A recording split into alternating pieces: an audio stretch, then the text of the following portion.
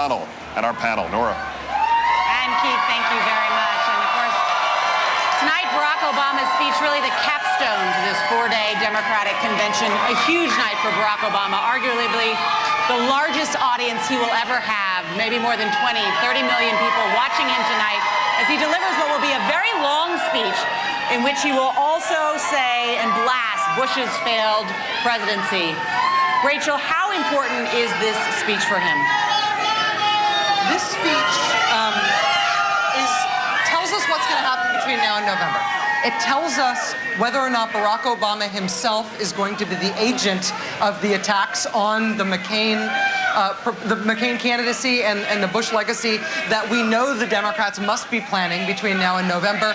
We don't yet know whether or not Barack Obama is going to be the guy who gives those lines or whether that's all going to fall to Joe Biden. Obama has proven himself to be an inspirational, positive speaker. That's why he has the reputation as a post-partisan. And tonight, we'll find out if he's going to stick with that or if the rest of the campaign it's going to look good. He's been almost cocky in talking about the fact that he is sure that he's going to win. Tonight, we'll find out how. Eugene, his advisors have said that after this speech, there will be no question as to what change means. We've read through this speech. There's a lot in here. Yeah, there are a lot of specifics, there are a lot of themes. The speech deals with domestic policy, it deals with foreign policy, it deals with energy, it deals with the economy, it deals with issues that people care about.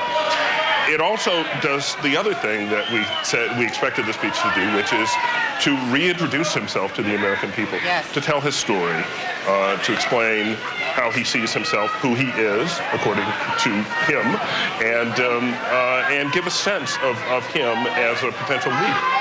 The substance is so important in this speech, and also there's so much stylistically at play going on as well because of the optics of this stadium with 80,000 people there. Pat, you've been reading through the speech, though. It may not be the gutting that you've been calling for of John McCain, but there's a pretty powerful indictment in here. Look, there's this tougher stuff in here and longer than I've seen in almost any other speech that's been delivered at this convention. It is strong, it is assertive, it is I am the leader. It goes after McCain on foreign policy, on poor judgment.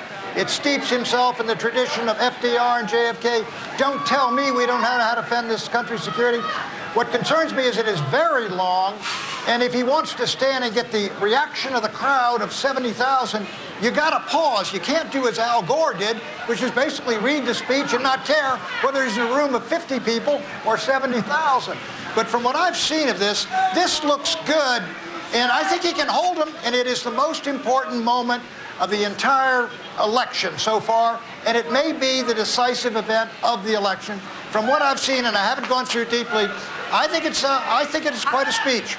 I'm so struck we are hearing tonight from NBC's Kelly O'Donnell, per McCain's senior source, that the choice of McCain's VP will not leak out tonight, that they want to save that tomorrow to try and step on some of the Post stories. But nevertheless, the optics again of this event, 80,000 people, and yet we're hearing, Rachel, that they are having trouble filling an arena with 10,000 for John McCain to make his choice of vice president. And on the one hand, I mean, the case that Al Gore made about the legacy and the effectiveness of Abraham Lincoln, probably our greatest American president, saying, you know what?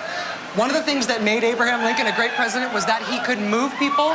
People believed him, and he called on the best in Americans. And Americans that he didn't have much experience. He did not have much experience, but as a communicator, he was so effective. And honestly, Pat is right in terms of the sort of performative challenge that Obama has tonight. That is a big room with no ceiling and 70,000 people, and it's a long speech, and it's really specific. You've got to be a great speech giver to make this work. Right. If he does it, it'll be historic, not just for the election, but for the country. As Chuck said, we're going to be focused on him, and it's like us with these guys behind us. You may have to just talk right through the cheers. You know, the cheers ignite and then go on and keep it rolling. Because I think if you stop, it just would take the thing too long. I think he's shown he knows how to give a speech. It's going to take a real orator to carry this through. He's pretty good. He's pretty good. Okay, I've seen him. He's pretty good. I think he can probably do it. Barack Obama wrote most of this speech. It was said that last week he was in Chicago. He left his house, he went to a hotel room and wrote through the night, all alone. This is his voice. You can see the cadence in this. And Eugene, also I'm struck at the beginning of this, he talks about a young man from Kenya and a young woman from Kansas who weren't well known or well off, but shared a belief in America. These are his parents, he says, that their son could achieve whatever he put his mind to. Meritocracy, that value that Obama in many ways as a person epitomizes, is the greatest American value. Right, and that's been a theme of the convention, that Barack Obama's story is a purely American story, a quintessentially American story, up by the bootstraps, single mother, good schools on scholarships, achieved at every level. In reading through the speech, and I know Pat would appreciate this because he's written speeches, you do see that he knows his own voice very well. He knows his voice. He writes for the ear, whereas editorial, Gene and I, we write columns, we write for the eye. Right. This is written for the ear. It's written to be heard, not necessarily like Al Gore's is written to be published in the Wall Street Journal. And yet, the great Democratic pollster Stan Greenberg did something this week in Macomb County, Michigan, and found that there are still many Reagan Democrats who don't yet like Barack Obama because they're not yet sure of his patriotism. What is that? Let's talk about who he's talking about. It's Reverend Wright. It's Michelle Obama. I've never been really proud. It's that crazy Bill Ayers. All those things. It's the things that got these people unhappy with. That's what's hurting. And you got to remember what Tom Brokaw said. This is aimed not at black America. He's got 94-1 there.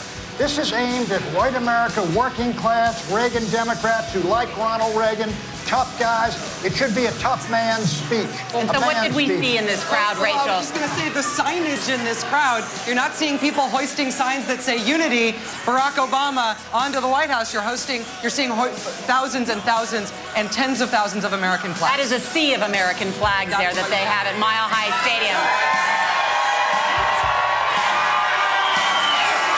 That a campaign purposely hands out in order to create an image on a night like tonight to the American people that this is a uniquely American event. Right, this is going to be difficult, I think, for the Republicans to attack in the way they had planned to attack it. 75,000 people in that stadium is pretty impressive. Oh, look, there's no doubt. I mean, McCain shouldn't even try to match him in these Berlin events and something like that. I mean, that's his strength. McCain focused his strength with Rick Warren and talking to 20 or 5 million. Couldn't play on this court. This is the wrong court. He should play on his court. When you say 75,000 Americans turning out with American flags to see this man give a speech full of civic pride and patriotism is a bad thing, you look bad for making that criticism. A great discussion as we get ready to hear from Barack Obama. And with that, from our panel, Keith.